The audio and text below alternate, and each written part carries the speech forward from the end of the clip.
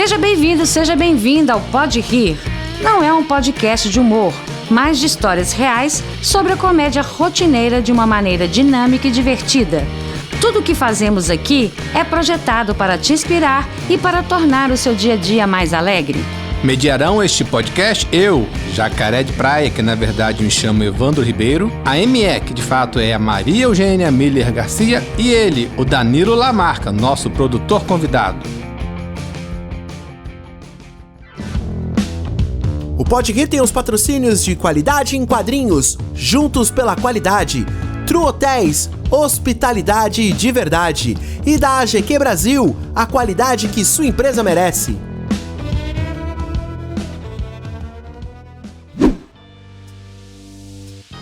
Fique conosco e se divirta com as histórias de Thiago Silva, formado em RH e que hoje é produtor de elenco. Sim, ele mesmo, que busca as pessoas certas para as campanhas publicitárias e filmes.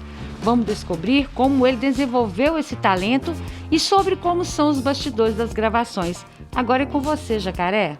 Olá, meus queridos lindos. Muito bom gravar hoje com mais um empreendedor diferente. Já tivemos mágico, comerciante, palestrante, humorista, trader, quadrinista, fotógrafo, músico, chefe e chegou a vez do produtor de elenco. Um salve a você que nos escuta. Saiba que nestes dias de gravações, eu praticamente moro com a minha amiga ME, pois temos muito o que conversar. Você não está vendo a ME, mas ela é uma loira super simpática e bonita, porém barulhenta. Isso mesmo, muito barulhenta. Jacaré, quando eu caio, eu não faço tibum, eu faço blim, blim, blim, blim. É a quantidade de bijuterias que ela carrega. Joias! Joias, muitas joias. O terror do editor. Pois é. Não, o Danilo fica brigando comigo aqui, que eu bato na mesa, eu gesticulo muito. Mas é isso aí. Eu sou assim, sabe? Danilo, o Jacaré sabe. Meu estado de espírito é a quantidade de colar e pulseira. Se o dia que eu estiver aqui sem colar e sem pulseira, pode sair correndo, porque eu tô brava. Então tô bem não. Colar, pode vir. Tô bem não. Prefiro ter problema na posse. Então me deixa. Do que durante. Isso mesmo. E eu fico imaginando que grandes celebridades devem ter também sua marca própria de entrada aos ambientes, igual a ME. Por exemplo, as modelos, artistas, jogadores de futebol, cantores devem ter algo de especial quando estão no set de gravações. Vamos saber sobre isso e muito mais com o nosso participante de hoje no Pode Rir. ME, por favor, apresente o nosso convidado. Pois é, isso é uma curiosidade que eu tenho. Será que tem alguma superstição? Tem que usar alguma coisa na hora de gravar? Nós vamos saber isso com o Thiago. Thiago Silva Monteiro, graduado em RH, atuou 12 anos em recrutamento e seleção em call center. Fez curso de teatro e tem 2 gatos. Já trabalhou em séries de Hollywood, gravada em São Paulo. Seja muito bem-vindo, gateiro Thiago Silva.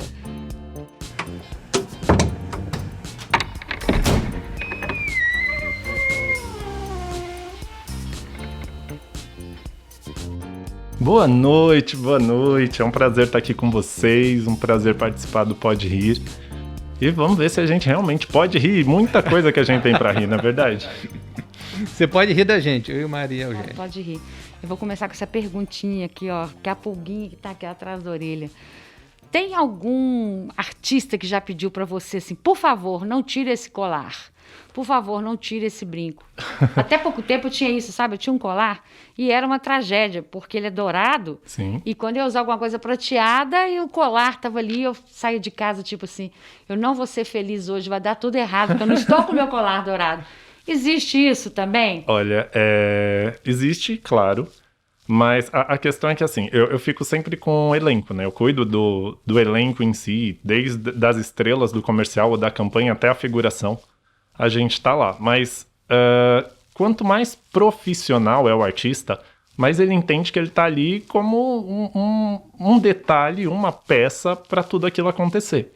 Mas existe sim, existe... muito esquecer a aliança, sabe? Porque a pessoa é casada, tem a aliança, só que o personagem não. E você faz aquilo todo dia, acaba entrando no automático e algumas vezes está lá no set, já está rodando e alguém olhando pelo monitor fala: ih, ele tá de aliança. Então tem que parar, tirar a aliança, fazer tudo de novo para não dar erro de continuidade. Então isso acontece sim, mas assim, aquele apego, aquela paixão, eu ainda não presenciei. Tem algumas amigas maquiadoras que já me relataram algumas coisas de artista que gosta de usar a maquiagem dela, as coisas que são próprias dela, e nesse período de pandemia é muito bom, inclusive. Mas isso também dificulta o trabalho da maquiadora, né? Que às vezes a artista não tem a noção que a maquiadora tem do tom de pele. Mas é como a gente diz no audiovisual, é cada um fazendo o seu. Se você pode ajudar no do outro, você ajuda. Mas se você não pode, não vamos atrapalhar também, né? Existe checklist? Assim, aliança, esmalte, existe um checklist? Sim. Quando você vai fazer uma campanha publicitária, vem tudo isso já determinado pelo cliente. Qual é a cor do esmalte que tem que ter, quais são as cores que podem e as cores que não podem aparecer. Porque se você vai fazer, sei lá, uma propaganda de um famoso banco vermelho, você não vai colocar nada de uma cor azul lá, sabe? Então, se você... Depois que eu comecei a trabalhar com isso, eu confesso que assistir propaganda não é mais a mesma coisa. Eu assisto e fico assim, foi a agência tal que fez, esse elenco é mais de fulano, beltrano. Você conhecer quem são os atores que estão ali te dá um certo distanciamento.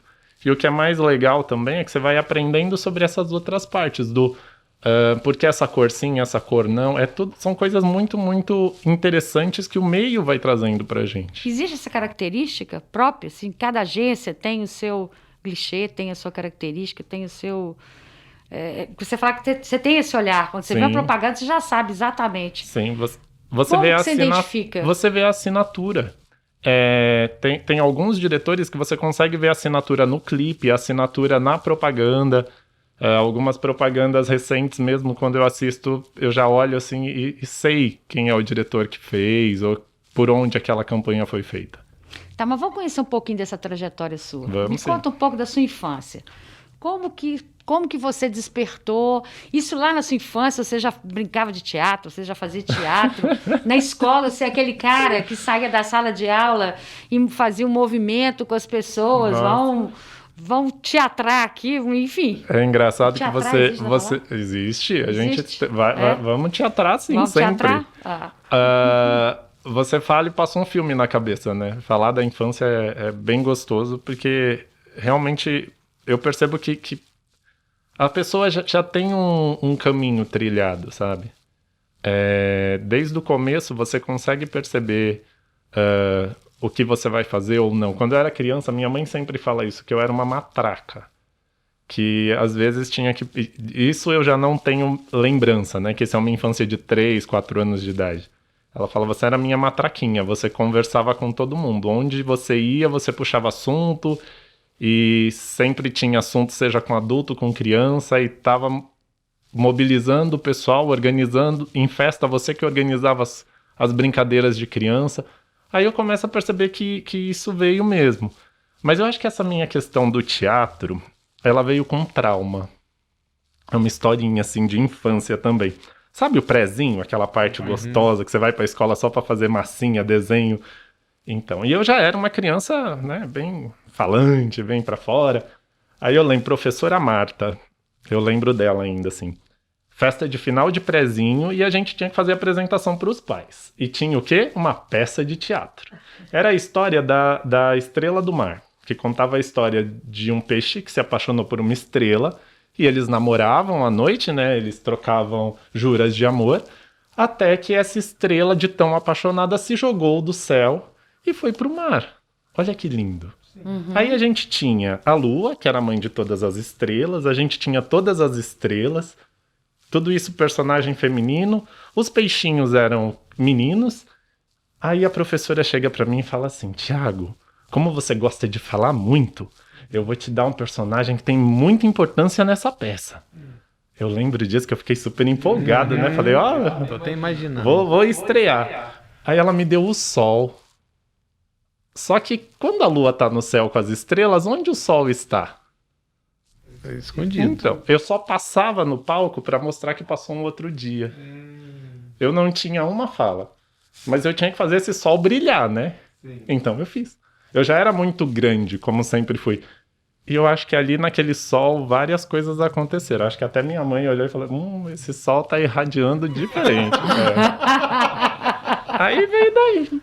Eu comecei a brilhar no teatro desde criancinha. E dali eu sempre quis também, sabe? Procurava. Festa, eu lembro uma amiga, a Rúbia, ela fazia festa de aniversário e a gente fazia peça de teatro na festa de aniversário dela. E sempre gostei, sei lá, eu era representante de sala, participava do Grêmio Estudantil, sabe? Essa coisa de gostar de falar, de estar no meio de gente. E foi assim. E eu comecei a trilhar já a partir daí. Professora sua não tinha visão, hein? Não? Não, porque se ela tivesse te dado um papel melhor, talvez... Tá vendo? Hoje eu podia, sei lá, ser um Caio Castro, né? Por que não? Por que não? Por que não? Na adolescência também, você teve interesse, você fez teatro, Fiz. você continuou continuou falante e representando também. Hoje, como adulto e conhecendo um pouco mais, eu percebo que quando eu era criança, meus pais não sabiam por onde trabalhar isso. Eu sou da geração da primeira Chiquititas. Você é dessa época também, Danilo? Não, eu sou antes. Eu sou dos Cavaleiros do Zodíaco. É que era a mesma coisa, é que você gostava mais de um caminho ou de outro. Mas tinha Chiquititas. Sim, tinha. Nossa, meus primos adoravam, caramba. Tinha. E levaram as Chiquititas pra gravar na Argentina. Uhum. Mas em determinado momento, o SBT, percebendo que ia estourar, abriu um concurso para Seja os Novos Chiquititos. E eu enchi o saco da minha mãe por semanas para ela me levar no SBT e a resposta foi não, eu não vou. Eu não sei nem se ela não botava fé ou se não sabia mesmo. Hoje em dia, quando eu vejo uma estrela mirim, uma criança que já tá trabalhando com isso, eu falo, olha que gostoso, sabe? E eu incentivo. Eu trabalhei em escola de teatro e para mim era o máximo ver aquelas crianças ainda, 6 anos, 7 anos, gostando de fazer isso. Porque o teatro transforma, o teatro te torna um ser humano mais interessante, digamos assim, no sentido de que você não tem mais medo de explorar seu sentimento. Você, numa brincadeira teatral, numa atividade de interpretação, às vezes você abre uma gavetinha ali que você fala, opa, eu não sabia que eu tinha isso aqui dentro. E se você já aprende a fazer isso de uma maneira mais saudável, você se torna um ser humano, um adulto mais saudável nesse sentido. Você não vai ficar com, nossa, mas fulano fez tal coisa pra mim, tá rolando um sentimento aqui dentro e eu não sei como lidar. Você somatiza isso. Você experimentando isso no teatro não faz de conta, isso não acontece, sabe? Você, opa, é verdade, é de tal coisa. Vale pra todo mundo. Também. O artista, ele processa diferente? Eu tô te falando que eu tenho alma de artista também. Eu sou uma artista enrustida também. Fiz teatro, era bailarina, enfim. E é um processo diferente. Sim. Assim, eu sou igual a todos os seres humanos, pobres mortais, mas é um processo diferente. É como se eu falasse assim, uma mente mais aberta, mais... Não é? Você já me encantou pelo termo. A gente processa diferente. As pessoas têm o hábito hoje de classificar as coisas como sendo melhores ou piores. Verdade. A gente só tá classificando como diferente. Uhum. E a gente processa diferente. E quem processa de uma outra maneira não tem nenhum problema. Processa daquele jeito. Só que a gente não tá pronto ainda para essa sensibilidade do artista. Claro que a gente não pode dizer que 100% dos artistas têm essa sensibilidade. Mas muitos têm. Essa sensibilidade diferente de observar o mundo, sabe? Uhum. De se emocionar com uma outra coisa. Às vezes, uma besteirinha, assim. Uma atitude simples, uma gentileza corriqueira nos emociona de uma outra forma. É uma sensibilidade mais aflorada, mas você se imagina vivendo diferente? Não. Nem eu. Não me imagino. É tão da gente, né? Uhum. Assim, é como se tirar isso aqui, não é você mais, né? Sim.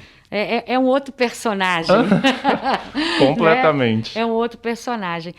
Inclusive, tem a questão da sinceridade, né? Eu não sei se... Às vezes a gente é sincero sem maldade e o outro não entende. Uhum. Já aconteceu com você, assim, de falar alguma coisa com alguém, depois você encontrar com essa pessoa... Enfim... já aconteceu com você? Essa sinceridade ali, o Thiago, né? E falou e bateu naquela pessoa. E depois essa pessoa foi lá te agradecer, ou não, essa pessoa foi lá brigar, xingar com você daqui. Enfim, né? Porque não sei se você é assim, né? A gente fala, Uhum. não é? Não é que a gente é sem filtro, é porque a gente é sincero mesmo, Sim. né? Essa questão do falar, pra mim, ela é muito, muito especial, porque vamos lá, o Thiago sabia o que ele queria fazer de faculdade? Sim, eu queria estudar teatro. A minha realidade financeira possibilitava? Não possibilitava. Então eu tinha que ganhar dinheiro. Então eu fui um jovem recém-saído do ensino médio, sem saber o que quer fazer em São Paulo. Isso eu tô falando lá de 2003, 2004, onde você deixava um currículo e te chamavam para trabalhar em call center. Então foi para onde eu fui. Só que eu já tinha essa coisa de comunicar, de falar desde sempre. Mas para mim foi muito agradável, porque os primeiros dias eu passei um mês em treinamento. E o treinamento se assemelhava muito à escola. E eu adorava estudar. Então era como se eu estivesse continuando o ensino médio numa empresa.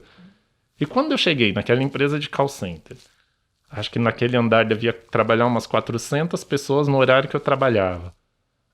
Eu lembro que na minha primeira ligação, a gente treina tanto, que eu lembro que a gente chama de carrapato. Antes de você entrar em linha, uma pessoa tá atendendo e você fica de carrapato só escutando. Você escuta 1, 2 dias, assim, até que você também fala, não, tá bom. Isso na minha época, eu não sei se hoje ainda é assim. Até que você fala, não, tô apto a fazer. Uhum. Eu lembro que na minha primeira ligação, aí muda, né? Quem você ouvia agora está te ouvindo para te ajudar.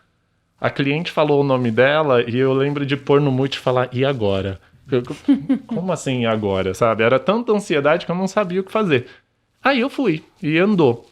E você questionou desse ser sincero, de se como fala. Eu acho que eu sempre tive esse caminho. Não sei se por criação ou por vida, porque a gente é assim mesmo.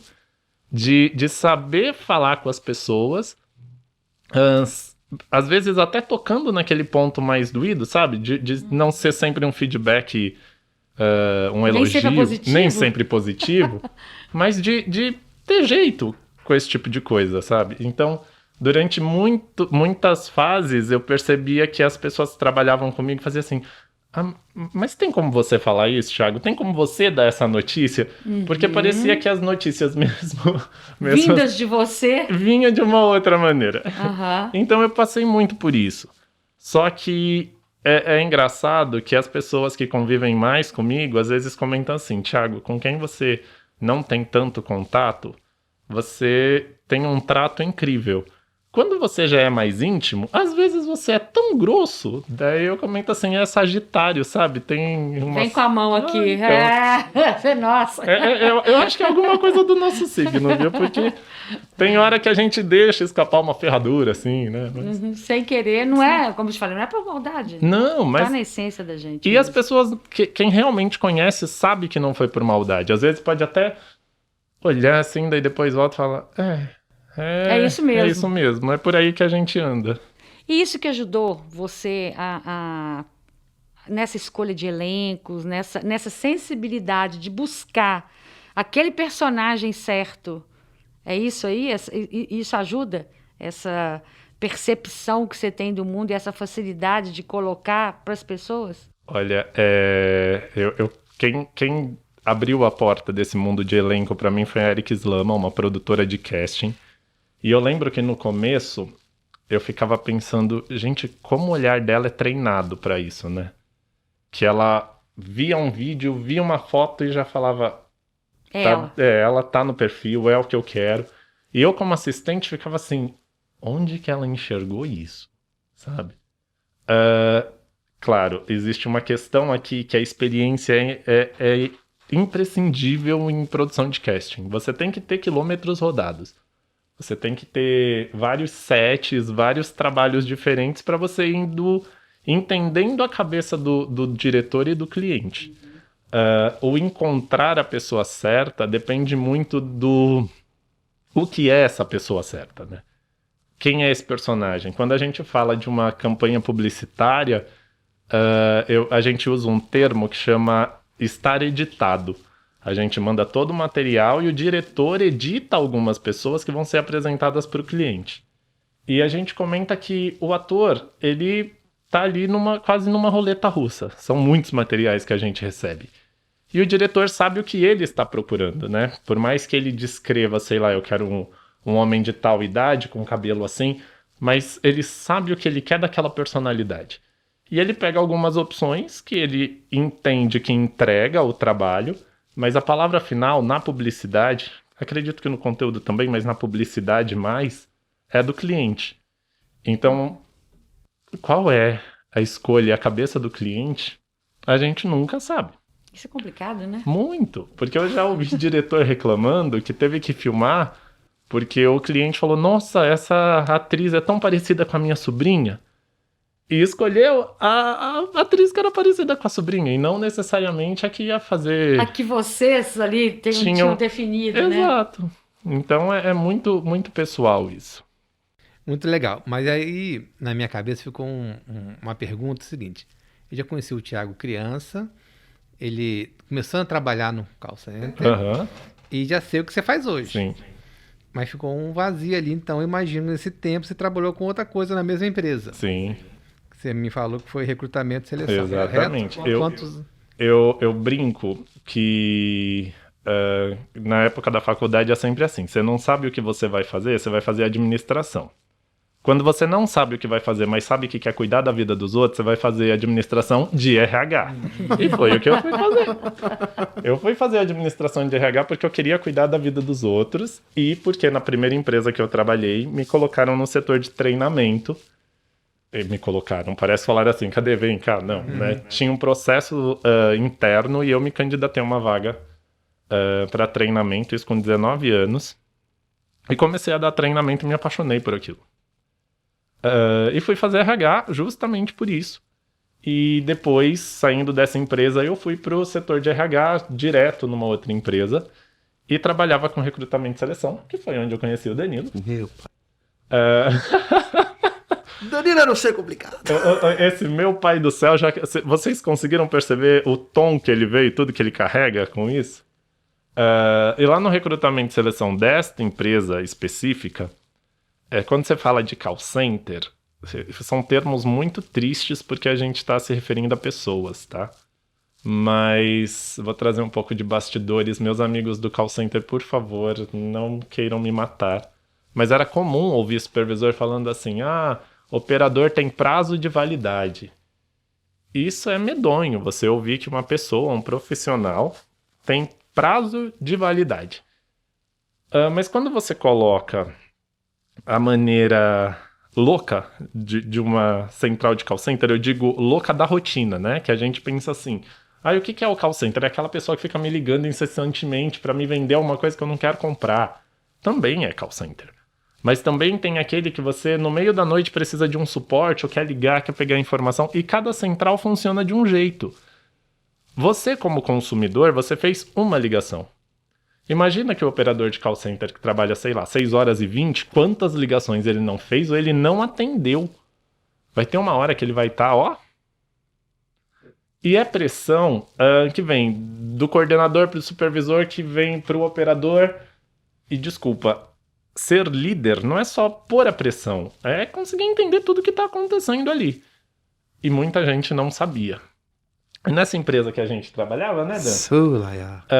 A questão era assim, quando o operador já estava num grau de estresse muito grande, mas não era financeiramente interessante para a empresa mandar ele embora, porque, sei lá, ou ele tinha muito tempo de casa, ou ele tinha um salário diferente da operação, eles realocavam esses funcionários. Onde? No Thiago. Lá com o Thiago, no recrutamento e seleção. Então eu tinha uma equipe de pessoas que já não queriam, teoricamente, estar ali na empresa, mas não queriam porque não queriam mais ser operadores. Aí iam lá para o recrutamento e seleção. E lá eles encontravam um outro mundo, um lugar diferente de se trabalhar. Porque eu sempre valorizei o ambiente de trabalho, sabe? Eu sempre por mais que as pessoas lá no ambiente, algumas não se gostassem ou se estranhassem ou qualquer coisa do tipo, eu valorizava muito um bom ambiente de trabalho, porque já chego lá, eu tenho que ir pra lá de segunda a sábado, ou sei lá qual é a sua escala. Se aquilo não é prazeroso, você passa a maior parte do seu dia naquele ambiente. Pelo amor de Deus, eu não quero eu quero estar nas orações das pessoas, sabe? E não que Deus me elimine, não, é que Deus me ilumine, é isso que eu fico pensando. Então eu sempre imaginei, nas equipes que eu liderei, eu deixava um ambiente de trabalho, na medida do possível, mais agradável possível, sabe?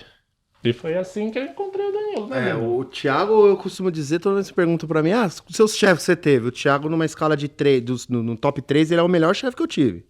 Foi só verdade. Ok. E olha que ele conheceu um Danilo, Deus, Pai Todo-Poderoso. Aquele Danilo do Oitá, que a gente falou no último episódio da primeira temporada, era muito hardcore, pior que aquele, era um Danilo 220.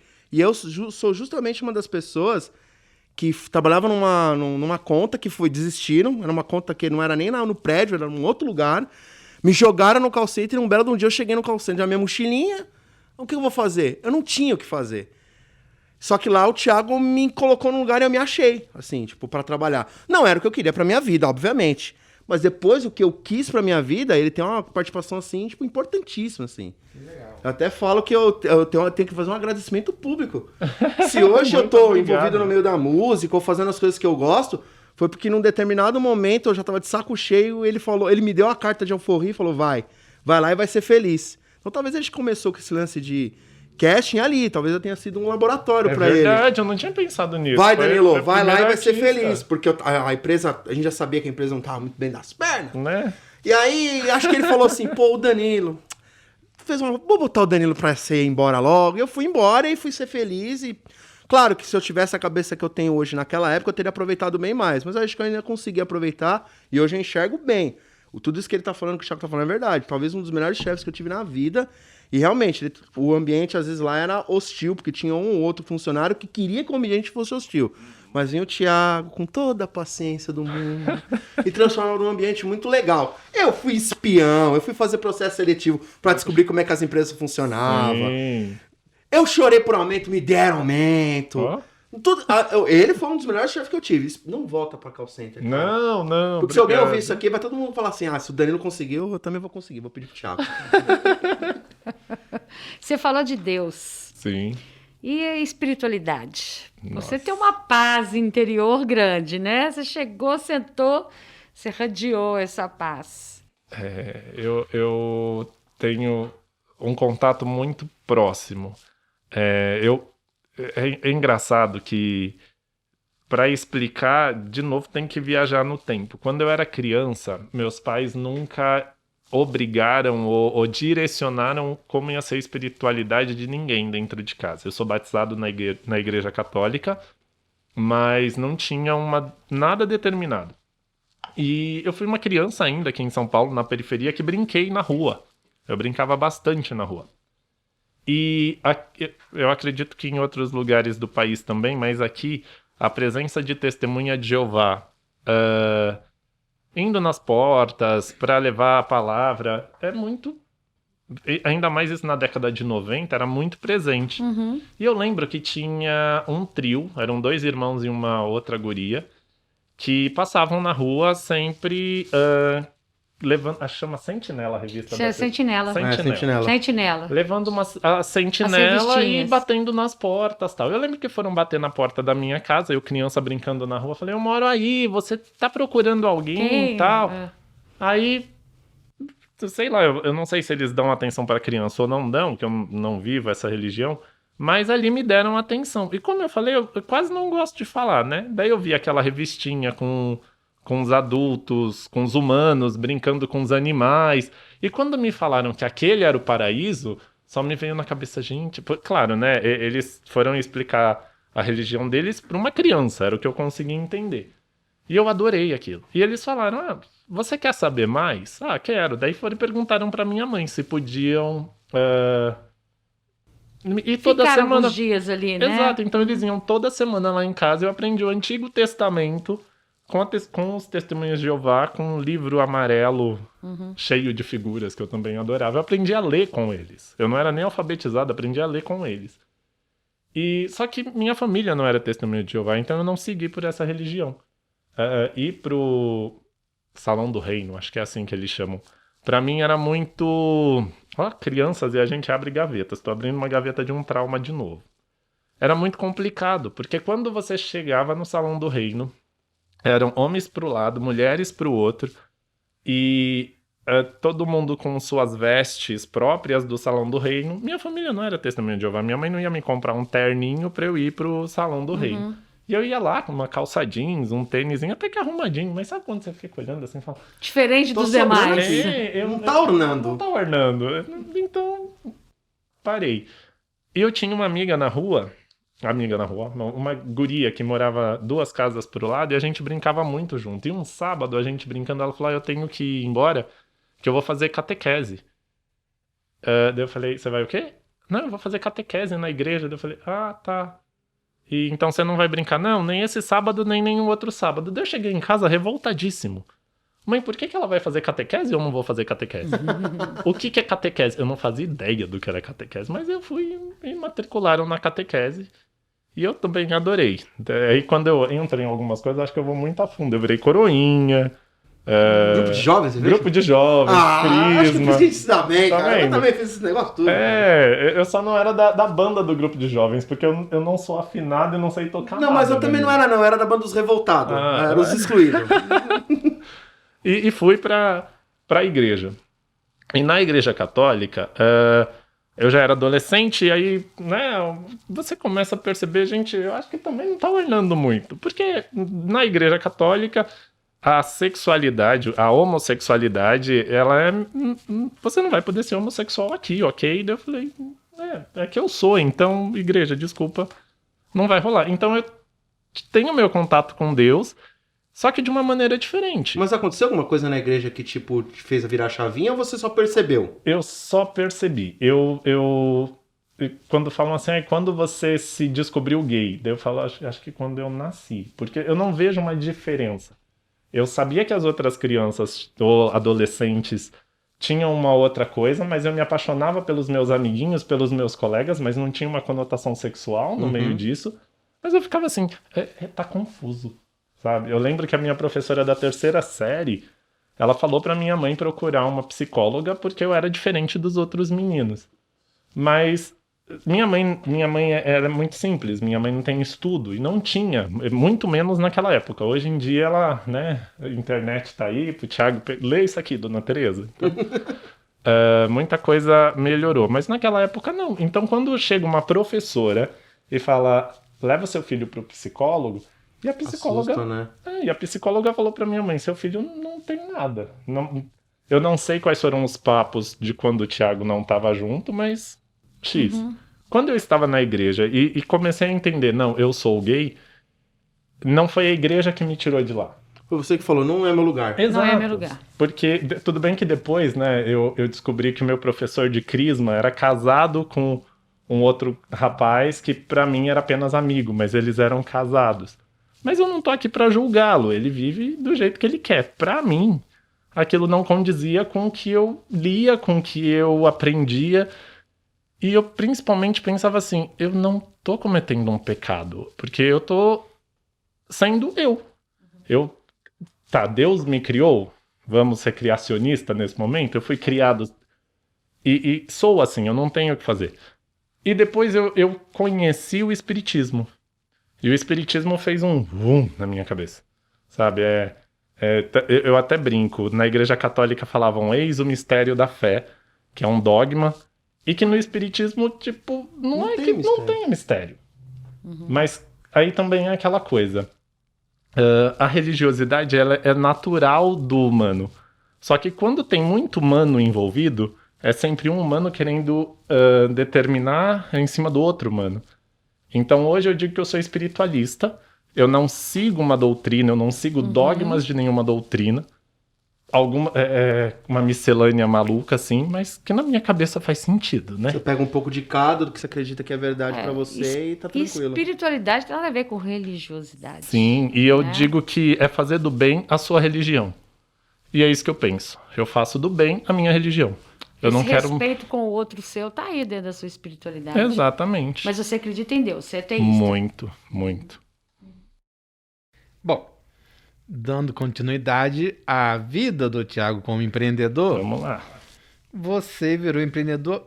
Em que momento você estava lá como recrutamento e seleção? Foi a última conversa nossa aqui antes de entrar na espiritualidade. Sim.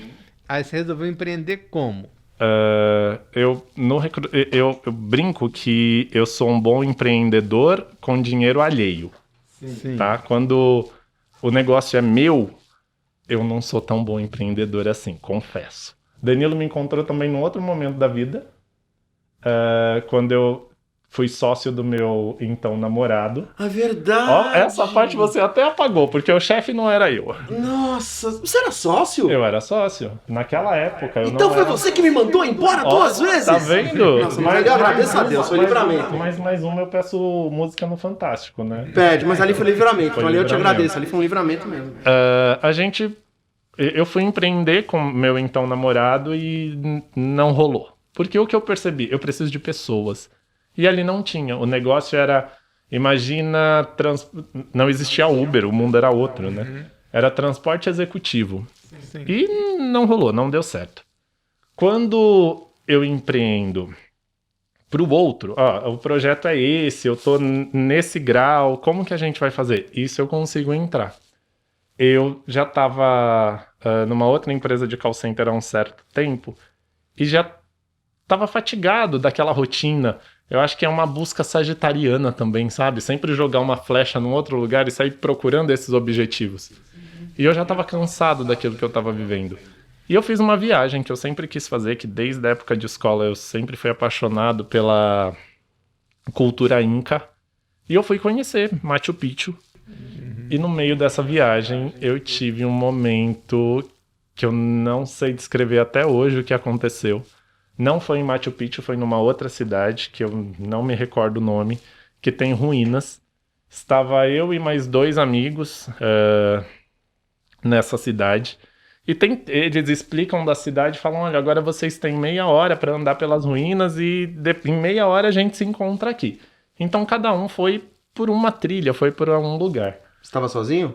Eu estava com mais 2 amigos. O Robson e a Bárbara estavam comigo nessa viagem. Mas na hora que falou assim, cada um vai para um lugar, sabe quando você está num lugar e você fala assim, eu estou num lugar bem familiar? Então eu peguei uma trilha que eles não pegaram. Eu lembro que nessa trilha estava eu e um casal de mexicanos. E essa trilha dava para a ruína de uma casa, que tinha uma janela. E quando eu cheguei e eu olhei por aquela janela, sabe quando você tem a sensação de já conhecer aquela paisagem? E eu não conseguia fazer mais nada, Já a não estive ser... aqui, né? Sim, e eu só chorava. E o casal de mexicanos sem entender nada, pensando que eu tava passando mal, porque eu tava ajoelhado numa janela, sem conseguir levantar, chorando. Meu espanhol é péssimo. Mas eles já estavam com a gente no ônibus, começaram a sinalizar para meus amigos que estavam mais acima nas ruínas, desceram desesperados. O que foi? Aí eu comecei a me acalmar e expliquei a experiência que eu tinha acabado de viver. E toda vez que eu falo isso, para mim é muito impactante, porque foi ali que eu virei uma chavinha. Eu toda essa história sua. Sim, e ali virou minha chavinha.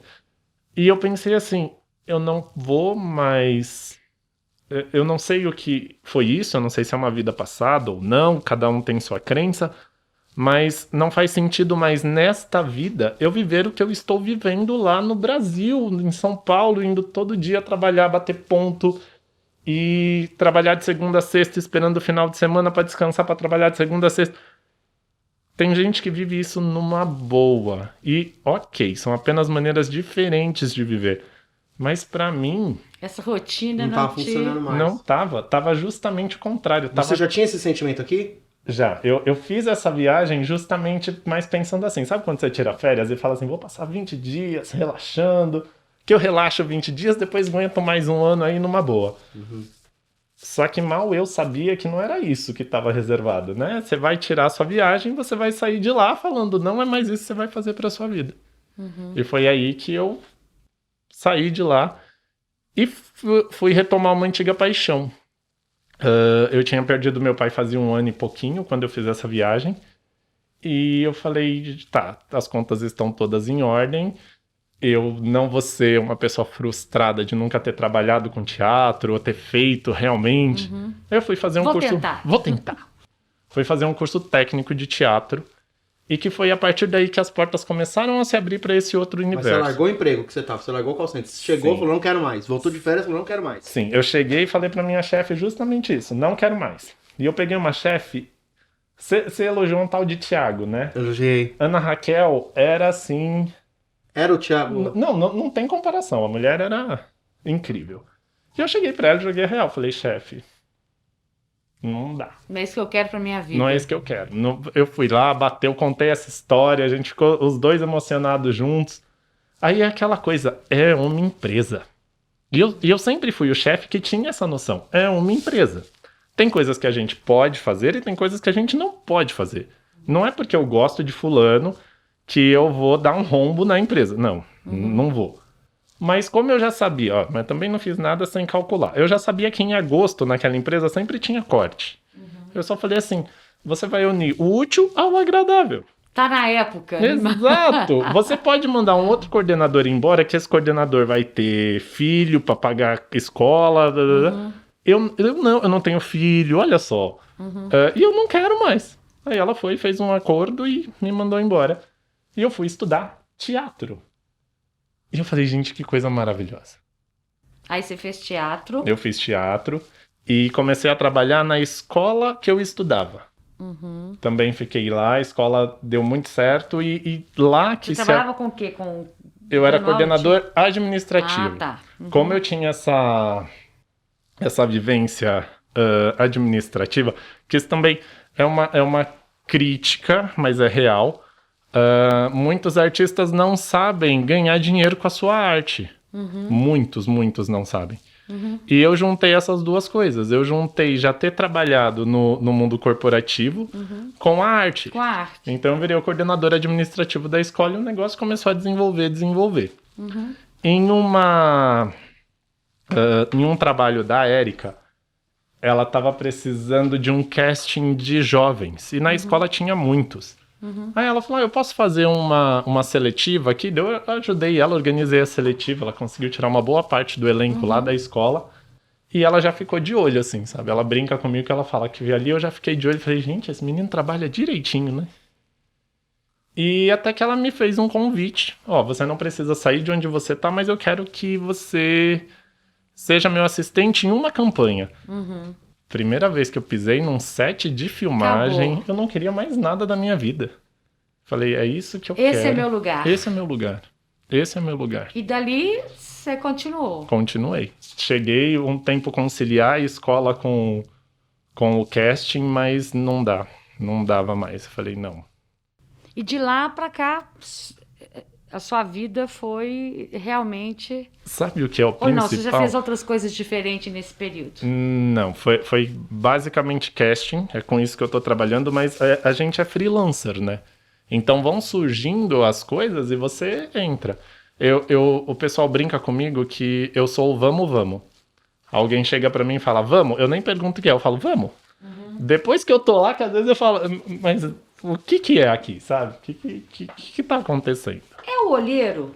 Assim, você anda na rua, você olha as pessoas diferentes? Sim. É? Sim. É engraçado. Deve ser interessante, né? É engraçado que tem gente que agora com a máscara fica mais, né? A gente tá vivendo essa Pois pandemia é, e aí? maluca.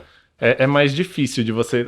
Até o andar na rua a gente já evita, né? Aham. Mas já teve gente que meio que ficou me olhando assim. E Você tá olhando pra você mim? tá me olhando demais e não sei o quê. E às vezes a campanha pede gente real. Então o que a gente vai pesquisar é gente real, na rua mesmo. Vou pra rua procurar.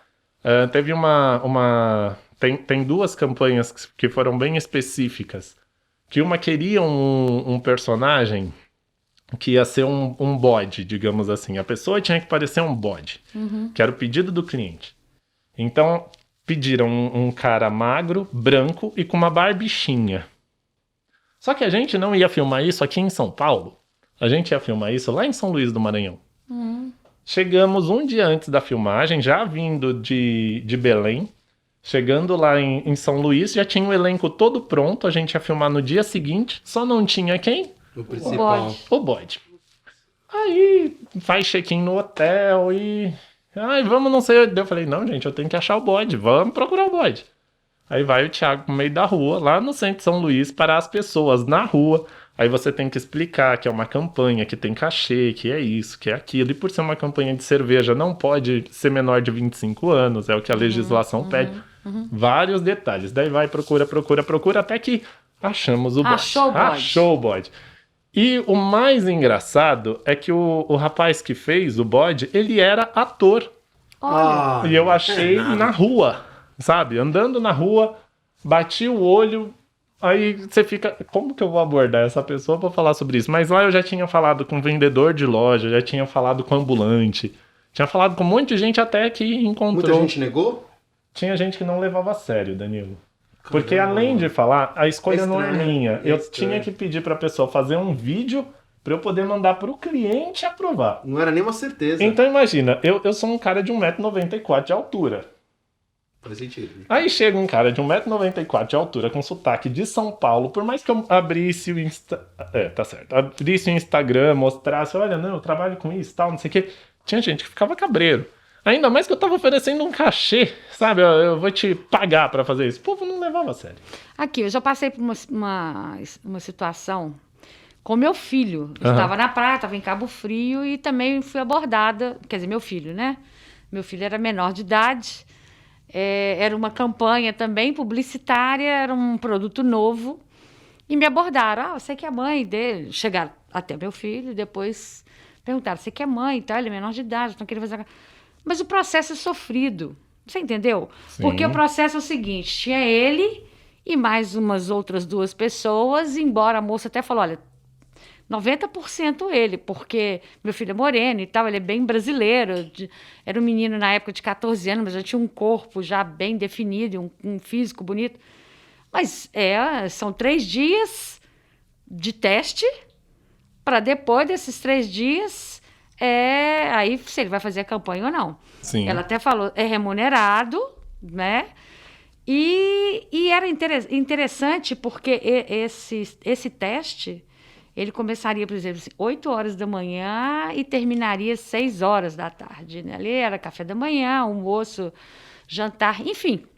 Eu não lembro, não tem como te contar em detalhes, mas era uma coisa sofrida. Sim, o processo hoje, ele tá diferente por causa da pandemia. Mas é isso mesmo? É isso. Quando a gente fala de criança, o processo é reduzido porque o Estatuto da Criança e do Adolescente tem regras muito claras para crianças que trabalham como modelo, como ator e tudo mais. Eles trabalham apenas 6 horas por Eu ia dia. falar, são 6 horas por dia. Do momento que chega no set até o momento que vai embora são 6 horas. Aí cabe à equipe preparar tudo que precisa fazer com essa criança para dar conta nessas 6 horas. E o principal é respeitar o tempo da criança.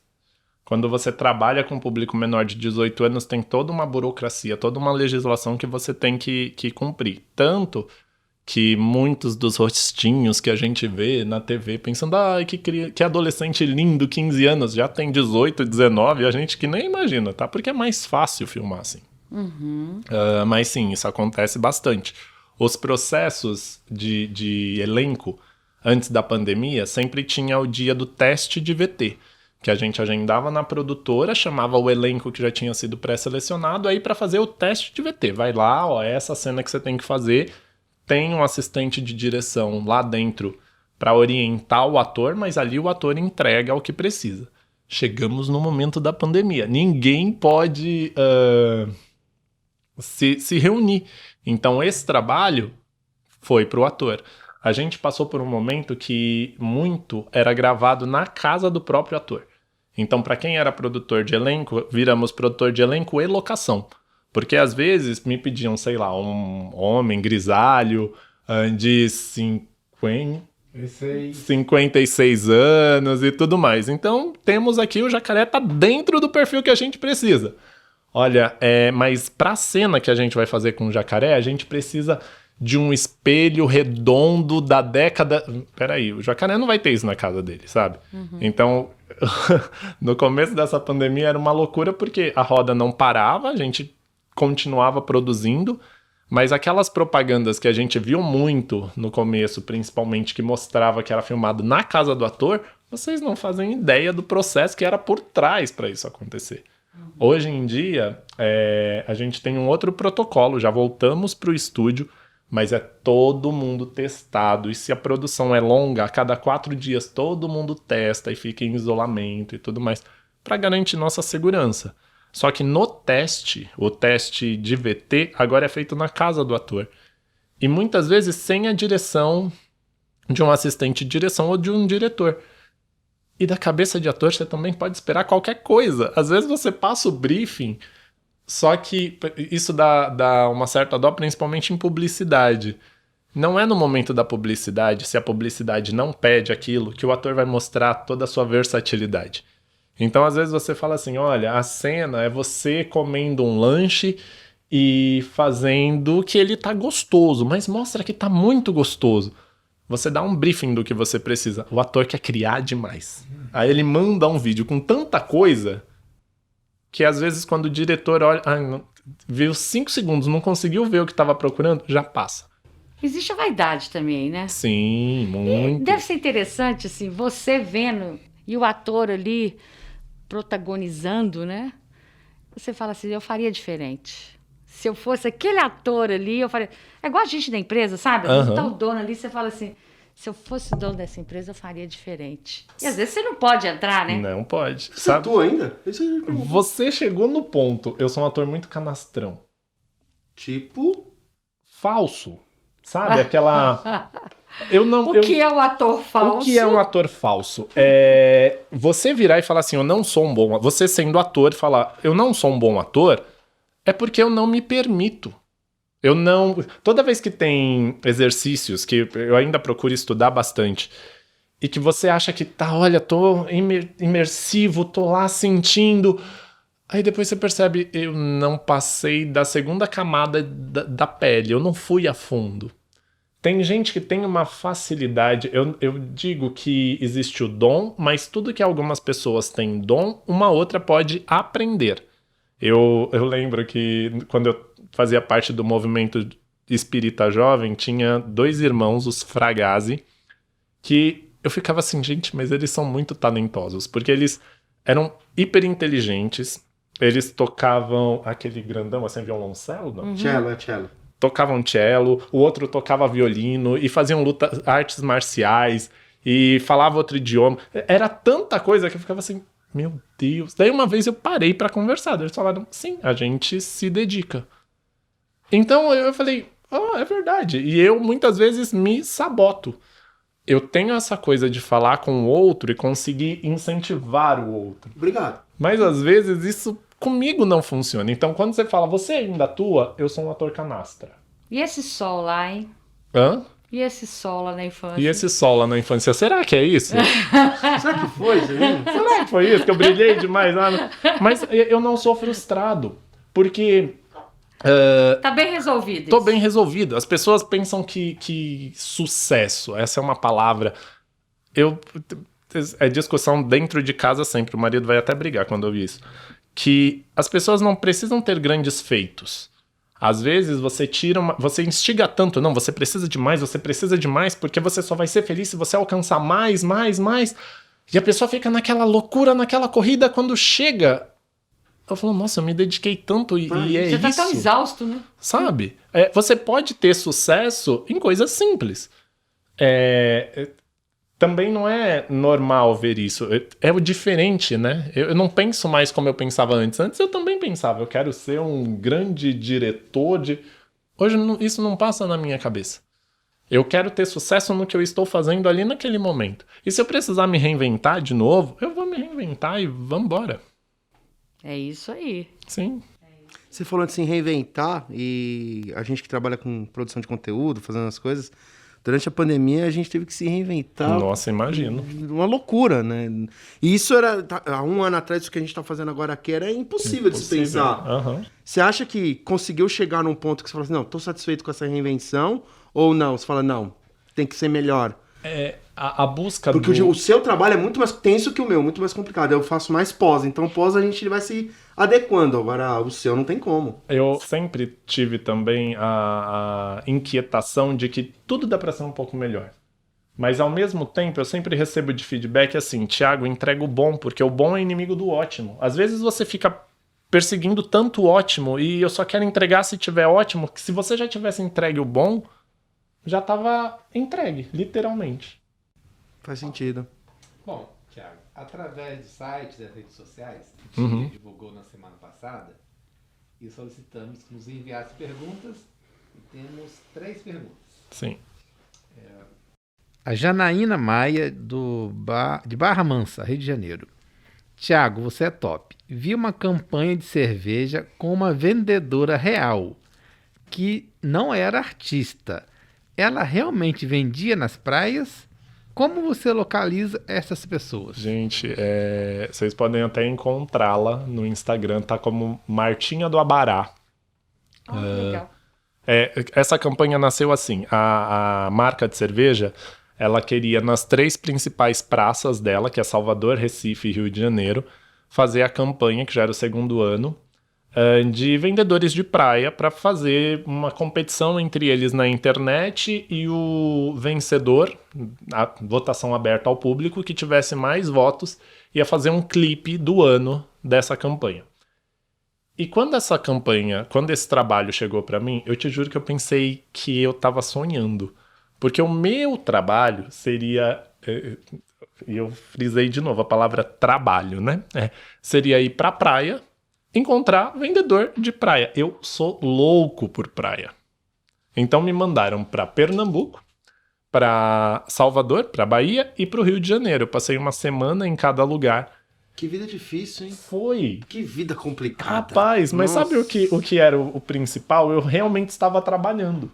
Porque não era simplesmente ficar na praia. Eu tinha que encontrar esses vendedores. Então, se eu ficasse só parado e vamos esperar que algum vendedor passe, eu corria o risco de passar o dia inteiro e não encontrar. E eu não tinha essa possibilidade de não encontrar. Quando você entra num job, você tem que entregar o casting. Então, vamos encontrar esse casting. No Recife, como eu comentei com vocês, campanha de cerveja é só maior de 25 anos. Um cara mentiu pra mim. Ele falou que tinha mais de 25. Daí eu falei, tá, deixa eu ver seu RG. Ah, eu não trago meu RG pra praia. Eu falei, tá bom. Ele não levou a sério que o que eu tava fazendo ali era trabalho e que era uma campanha real e que a gente ia filmar e que ia ter cachê. Ele não levou nada disso a sério. Quando ele foi aprovado, aí eu liguei pra ele e falei, olha, eu preciso da foto do seu RG, que a gente tem que fazer o contrato e tal. A mãe dele pegou o celular e falou assim, ele tá mentindo pra você, ele não tem 25 anos. Imagina qual foi minha cara pro cliente, fala, sabe aquele Depois que você aprovou? Dia perdido, né? E daí foi embora. Já a campeã da campanha foi a Martinha, que eu encontrei em Salvador. E ela é uma figuraça. Ela fica ali no Porto da Barra, numa praia que é incrível, maravilhosa lá em Salvador, que tem muito turista, então tem muito vendedor. E ela é simplesmente um acontecimento. Quando ela chega na praia fazendo psiu, psiu, psiu. Ela começa com esse psiu, psiu dela, todo mundo já vira, ela começa a gritar o produto dela. Ela é um acontecimento. Não tinha como não ser ela. Encontrei outros vendedores também e ela foi escolhida. No Rio de Janeiro também foi um rapaz que vende empada cantando, também incrível a venda dele. E lá no Recife, depois de terem me enganado, eu encontrei uma moça que vendia caldeirada. Que caldeira... Por acaso, se você estiver em Recife, tome a caldeirada, que é uma maravilha. E a gente gravou com todo mundo. E foi muito incrível. O resultado da campanha é muito bom. Dá pra procurar na internet, tem lá. Procurem a Martinha do Abará, que vocês vão achar ela lá. E ela é uma querida. Se vocês forem fazer uma temporada em Salvador... Nós vamos a Salvador e vamos... Chamem a Martinha, gente. Vai ser um papo agradabilíssimo. O Carlos Eduardo botou Cadu, de Campinas. Somos todos diferentes. O trabalho de produtor de elenco se assemelha ao de caça-talentos? Como identificar o perfil ideal dentre tantas possibilidades? Pois os coadjuvantes e os figurantes são em grande quantidade no set de filmagem. Eu vou usar uma frase que não é minha, da Érica, que ela sempre fala: eu não tô procurando beleza, eu tô procurando talento. Tem uma ideia que, claro, né, a mídia sempre trabalhou assim, difundindo que para ser artista você tem que ser lindo, maravilhoso e tudo mais. A gente sabe que não existe gente feia, existe gente sem condições de pagar os tratamentos de beleza Mal que vai te produzido. Exato. Se você tem grana, você consegue pagar os melhores tratamentos. Vide que hoje o que você mais vê em Instagram são influencers que vão ganhando justamente esses tratamentos para, né? Você vai vendo essa transformação. Exato. Só que quando você fala assim, é um caça-talentos, a gente tem que tirar da nossa cabeça que o artista já está pronto. Ele vai se aperfeiçoando no decorrer da carreira. Você vê alguns artistas que são conhecidos no meio com aquela coisa de, não, trabalhar com ele é muito chato, porque ele é muito arrogante, é muito prepotente, muito cheio de si. Como ao mesmo tempo você vê pessoas que ensaiam sempre, estão sempre estudando, estão sempre procurando algo novo, seja a arte que for. E eu acredito que não tem nenhum profissional no mundo que a gente viva hoje que pegue o diploma e fale, estou formado, não tenho que aprender mais nada. A tecnologia, tudo é tão rápido que se você fica só em cima daquilo, você vai ser ultrapassado muito rápido. E quando a gente fala do caça-talentos, qual é esse talento, né? O que a campanha pede, o que o filme pede, e é encontrar essas pessoas. E na pergunta também é interessante que ele fala ali sobre figuração, a novela não é só o protagonista, né? Uhum. Como o figurante é tão importante para trazer a realidade do que está acontecendo quanto o ator principal. Teve uma série que a gente fez aqui em São Paulo alguns anos atrás, que era uma série hollywoodiana e que mobilizou muita gente aqui em São Paulo. E eu ficava justamente cuidando única e exclusivamente de elenco de apoio e figuração. Porque os atores principais eram da gringa, então já vieram com sua equipe, com os seus babás, digamos assim, sabe? Quem cuidava deles. E o pessoal falava, nossa, mas eu nunca fui tão bem tratado num set como eu tô sendo aqui. Uhum. Porque pra mim é indiferente. Se é estrela ou se é o figurante, ele tem que ser tratado da mesma forma. Como uma pessoa, né? A gente gosta de ser tratado como pessoa, não gosta? Com certeza. Perfeito. O Otávio Rodrigues, de Moema, São Paulo, perguntou assim, Thiago, já houve casos em que o figurante roubou a cena ou estragou a cena? Uhum. Já. Pode contar? De roubar a cena, sim, porque o figurante era tão bom, digamos assim, que sabe, colocou uma brincadeira que a brincadeira ficou mais interessante na propaganda do que o que era o proposto, sabe? E isso é interessante, mas como propor isso, né? Porque o figurante, ele tá ali fazendo o papel dele e quem comanda tudo é o diretor. Pode dar muito certo, como pode dar muito errado. Cruza um limite, né? Sim. Pra fazer, tem que ter ousadia, né? Sim, e às vezes também dá errado, tá? Porque eu já vi dar errado. A cena essa a gente gravou na Paulista, não era pra estar chovendo, mas estava. Então, de uma hora pra outra, a produção teve que se virar pra conseguir uns 300 guarda-chuvas, porque esse era o número de figurantes que a gente tinha nessa cena. Então, vamos lá, imagina, uma tarde de domingo, com chuva na Avenida Paulista e os figurantes, cada um com seu guarda-chuva. E a cena não condizia com nossos dias atuais, eram roupas de época, sabe? Tipo década de 60, 70, alguma coisa desse tipo. E tinha um cara que ele era muito característico, ele tinha um cabelo... um cabelo meio black power, mas separado no meio, e era loiro, e um cabelo não habitual, não era um cabelo que se tivesse no meio da figuração você não ia reparar, você ia reparar. Então toda vez que a gente falava rodando, ele ficava procurando onde tá a câmera, e corria pra aparecer fazendo a figuração ali.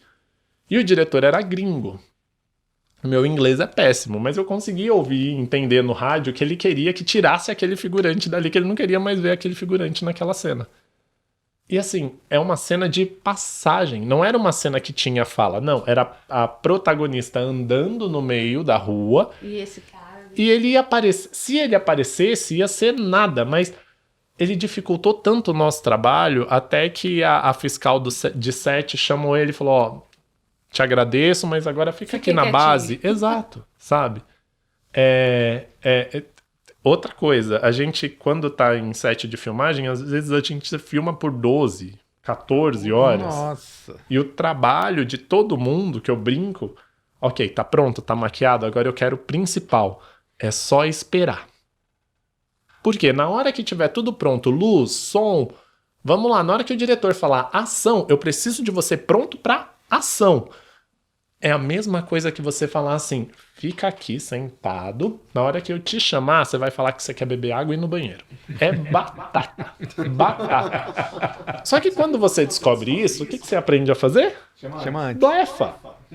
Você ainda não precisa deles, mas você percebe que daqui a uma meia hora você vai precisar, você chega lá e fala assim, mas esse não é só a configuração não, tá? Também tem elenco que faz a mesma coisa. Então você chega e fala assim, ó, a gente vai entrar em 5 minutos, você não quer ir no banheiro? Você quebrou. Ele foi no banheiro ali, daqui a meia hora, quando você precisar, já volta. Legal. É uma curiosidade minha aqui agora. Você falou que fica 12, 14 horas.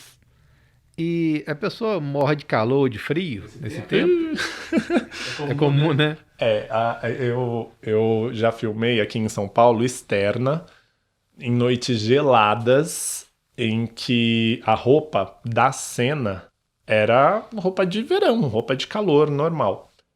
E quando não tava na cena, quando tá na cena, a pessoa vai ter que dar um jeito de não sentir o frio, tá? Que não tem o que fazer. Mas na hora que o diretor fala cortou, aí, né, como eu cuido do elenco, um dos meus papéis é ir agasalhar essa galera. Era uma cena de um comercial em que era uma socorrista, né? Então ela era a principal. E tinha uma coadjuvante que estava na maca, amarradinha, né? Que ela estava sendo resgatada por essa socorrista. Então grava de corre da maca e volta pra maca e corre da maca. E assim, ela estava lá deitada na maca, dentro da ambulância. Então levar blusa para ela até lá era muito difícil. Então todo mundo esquecia da coitada da atriz deitada ali passando frio. Aí quando eu percebi que isso estava acontecendo, eu falei, olha, deixa eu ver como que... O que tem dentro dessa maca, dessa maca não, dessa ambulância. Daí eu vi um lugar que ela conseguiria muquear a manta que eu entreguei pra ela e você resolve você resolve com a pessoa assim. Só que no set, o ator, quem tá começando sofre mais. Mas quem já é mais habituado, já sabe que... Já tem aquele jeitinho, né? Exato, sabe que vai sentar, vai esperar, vai passar frio ou não. Vai passar fome. Fome não passa. Ah, é? Hoje em dia, como a gente tá nesse período de pandemia, cada um recebe o seu kit. Hoje é mais... hoje a gente passa... Não é que a gente passa fome, a gente se alimenta menos. Mas o catering sempre deixava a mesa com bolo, com... Sabe? Então você tava beliscando. Não era incrível. E isso pra todo mundo, tá? Não é só para as estrelas, não. Todo mundo comia muito. Eu vou continuar aqui. Se tem alguma dúvida, Maria, pergunta. Você me falou em off, Thiago, que dinheiro não é o que te motiva, mas pode ser o que desmotiva. Sim. Pode ampliar esse conceito aos nossos ouvintes? Claro. Eu vou voltar lá pro RH. Quando a gente topa uma proposta de trabalho, a gente já sabe quanto a gente vai ganhar. E tem as nossas necessidades, vai suprir ou não, ou eu vou rebolar aqui, vou cortar ali, vou dar um jeito para conseguir viver com aquilo. O ser humano se adapta a isso. Mas às vezes você tá com as suas necessidades tranquilas, né? Você se mantém, você tem seu lazer, ou você tem o dinheiro que você consegue passar. Só que quando você olha para o lado, você vê duas situações. Pessoas que têm uma vida diferente da sua, que às vezes ganham a mesma coisa, mas por ter outras necessidades conseguem usufruir desse dinheiro de uma outra maneira. E que você... não tem outra palavra, não. É inveja mesmo que às vezes dá, sabe? Você olha pro lado e fala assim, nossa, mas o cara trabalha a mesma coisa que eu, ganha a mesma coisa que eu, mas o cara tá sempre tão... E dá inveja, sim. A gente tem que reconhecer que a gente tem inveja, né? Eu não tenho que negar. Todo sentimento a gente sente. Eu alimento ou eu não alimento esse sentimento? Porque o que eu não alimento, ele morre. Eu não alimento essa inveja. Mas ela começa a incomodar, né? E o contrário também é recíproco. Às vezes eu não tô sentindo aquela dor. Mas a pessoa do lado tá reclamando tanto, que eu entro nessa onda. E quando você tá no mundo do call center, isso merecia um estudo. Verdade. Porque isso sempre acontece. Às vezes, o operador vai pedir alguma coisa e recebe um não, né? Que a gente não consegue atender tudo. O outro operador não tem nada a ver com a história, mas ele fala tanto sobre aquilo, que o outro operador acaba pegando birra, acaba pegando as dores com o supervisor. Eu acho que isso é natural de pessoa. Então, quando eu digo assim, o dinheiro desmotiva, é quando você olha e fala assim, cara, eu tô trabalhando bastantão e não tô ganhando o suficiente, sabe? E eu acho que eu rendo mais, o meu passe rende mais.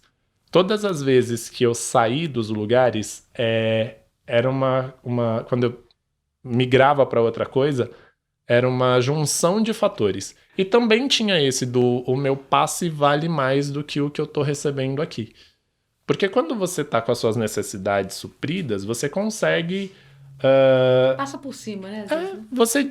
Você consegue ter uma válvula de escape. Às vezes não. Uhum. É nesse sentido. Perfeito. Danilo, quer completar alguma pergunta? Estamos chegando ao final. Não.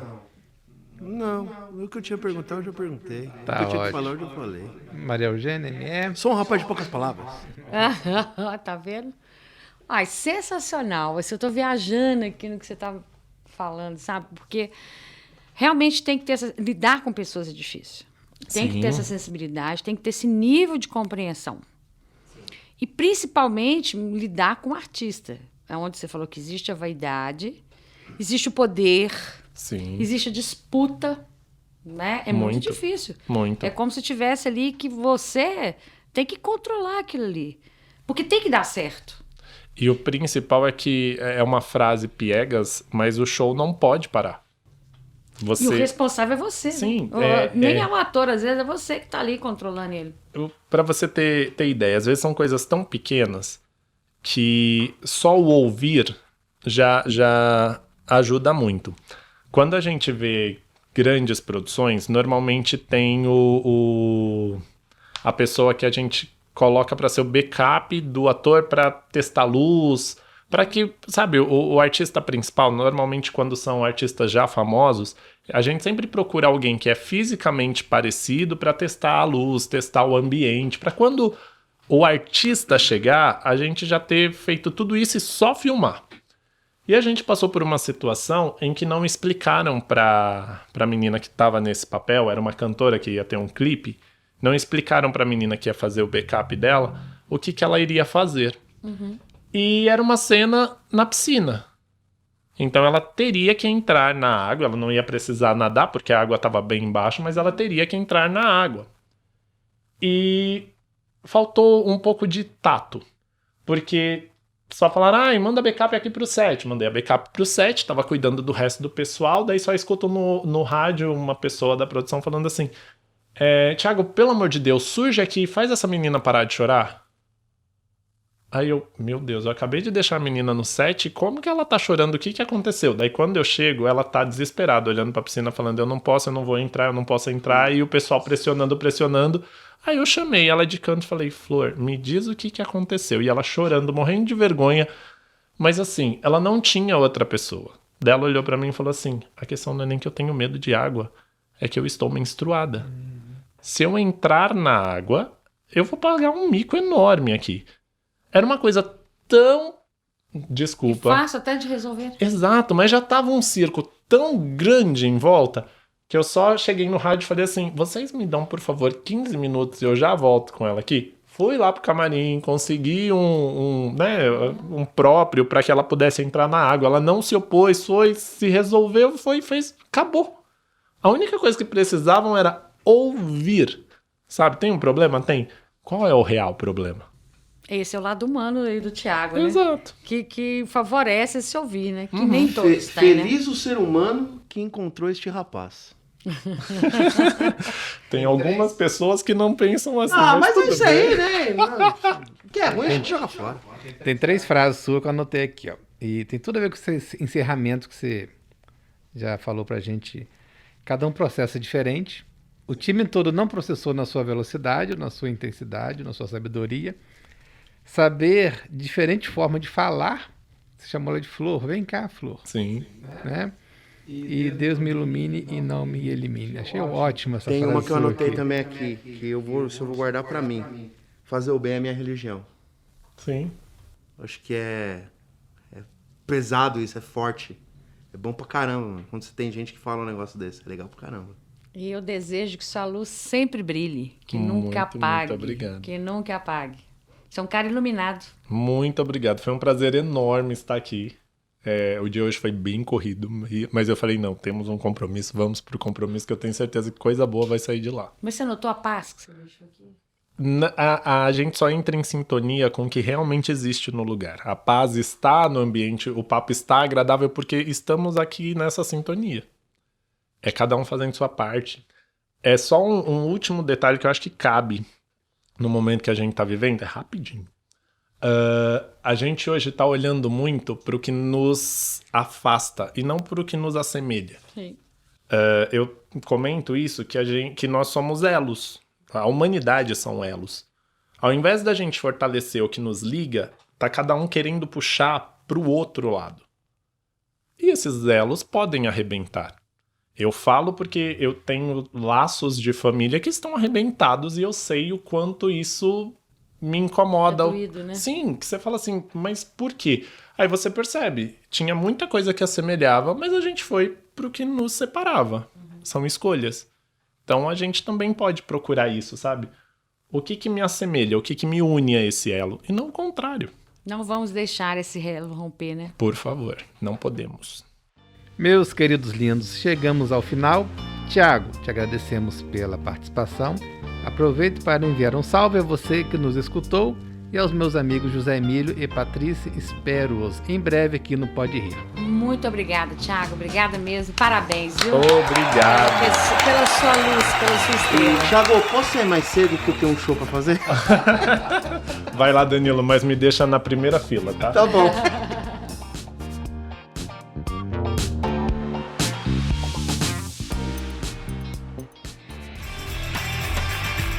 Este programa foi produzido por Aspirina Audiovisual. Quer saber mais? Mande um e-mail para falecomaspirina@gmail.com. Aspirina é com